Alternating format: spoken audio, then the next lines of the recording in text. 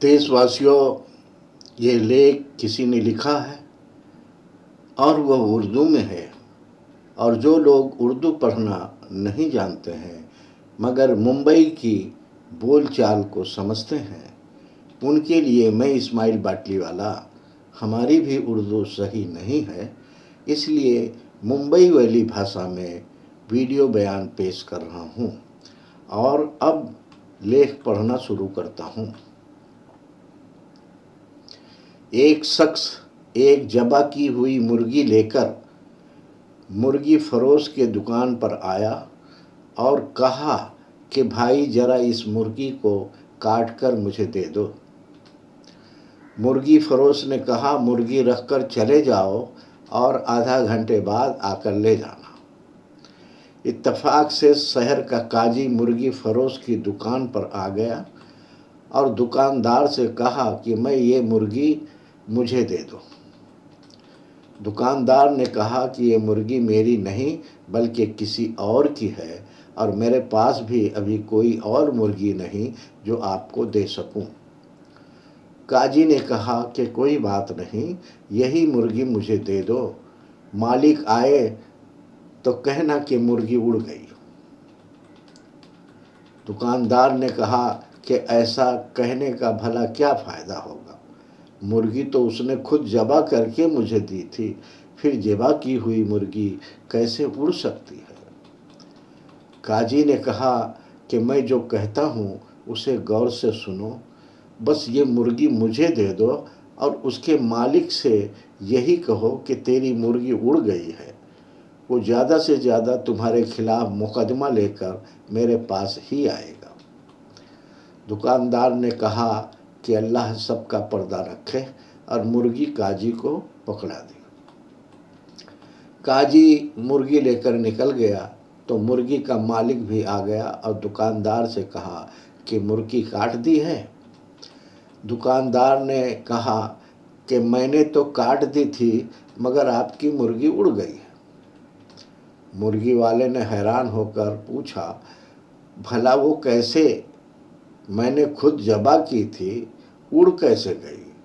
दोनों में पहले नोक झोंक शुरू हुई और फिर बात झगड़े तक जा पहुंची, जिस पर मुर्गी वाले ने कहा, चलो अदालत, काजी के पास चलते हैं, और चल पड़े।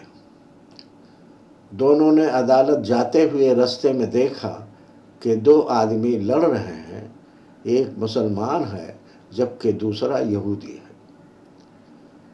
उन्होंने छुड़ाने की कोशिश में दुकानदार की उंगली यहूदी की आंख में जा लगी और यहूदी की आंख जाया हो गई। लोगों ने दुकानदार को पकड़ लिया और कहा कि अदालत लेकर जाएंगे। दुकानदार पर 2 मुकदमे बन गए। लोग मुर्गी फरोश को लेकर जब अदालत के करीब पहुंच गए तो मुर्गी फरोश अपने आप को छुड़ाकर भागने में कामयाब हो गया, मगर लोगों के पीछा करने पर करीबी मस्जिद में दाखिल होकर मीनार पर चढ़ गया। लोग जब उसको पकड़ने के लिए मीनार पर चढ़ने लगे तो उसने छलांग लगा दी तो एक बूढ़े आदमी पर गिर गया, जिससे वो बूढ़ा आदमी मर गया। अब उस बूढ़े के बेटे ने भी लोगों के साथ मिलकर उसको पकड़ लिया और सब उसको लेकर काजी के पास पहुंच गए। काजी मुर्गी फरोश को देखकर हंस पड़ा क्योंकि उसे मुर्गी याद आ गई, मगर बाकी 2 केसों का इल्म उसे नहीं था। जब काजी को तीनों केसों के बारे में बताया गया तो उसने सर पकड़ लिया। उसके बाद चंद किताबों को उल्टा पलटा और कहा कि हम तीनों मुकदमात का एक के बाद दीगरे फैसला सुनाते हैं। सबसे पहले अदालत में मुर्गी के मालिक को बुलाया गया। काजी ने पूछा, तुम्हारा दुकानदार पर दावा क्या है? मुर्गी वाला, जनाब वाला, उसने मेरी मुर्गी चुराई है क्योंकि मैंने ज़बा करके उसको दी थी। ये कहता है कि मुर्गी उड़ गई है। काजी साहब बोले, मुर्दा मुर्गी कैसे उड़ सकती है? काजी, क्या तुम अल्लाह और उसकी कुदरत पर ईमान रखते हो? मुर्गी वाला, जी हाँ, क्यों नहीं काजी साहब। काजी, क्या अल्लाह ताला बोसीदा हड्डियों को दोबारा जिंदा करने पर कादिर नहीं? तुम्हारी मुर्गी का जिंदा होकर उड़ना भला क्या मुश्किल है? यह सुनकर मुर्गी का मालिक खामोश हो गया और अपना केस वापस ले लिया। काजी, दूसरे मुद्दई को लाओ। यहूदी को पेश किया गया तो उसने अर्ज किया कि काजी साहब, इसने मेरी आँख में उंगली मारी थी जिससे मेरी आँख जाया हो गई। मैं भी उसकी आँख में उंगली मारकर उसकी आँख जाया करना चाहता हूँ।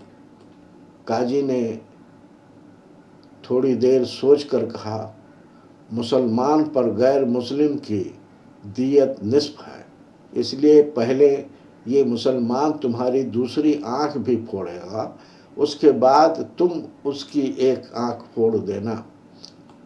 यहूदी कहने लगा, बस रहने दे, मैं अपना केस वापस लेता हूँ। काजी, तीसरा मुकदमा भी पेश किया जाए।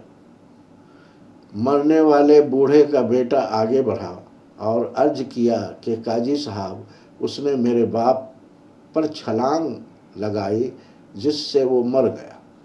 काजी थोड़ी देर सोचने के बाद बोला, ऐसा करो कि तुम लोग उसी मीनार पर जाओ और मुद्दई उस मीनार पर चढ़कर उस मुद्दई अलिया मुर्गी फरोश पर उसी तरह छलांग लगा दे जिस तरह मुर्गी फरोश ने उसके बाप पर छलांग लगाई थी।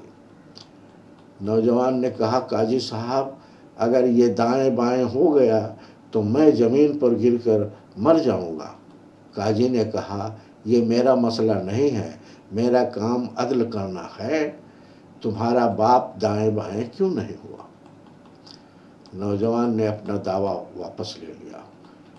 नतीजा, अगर आपके पास काजी को देने के लिए मुर्गी है तो फिर काजी भी आपको बचाने का हुनर जानता है।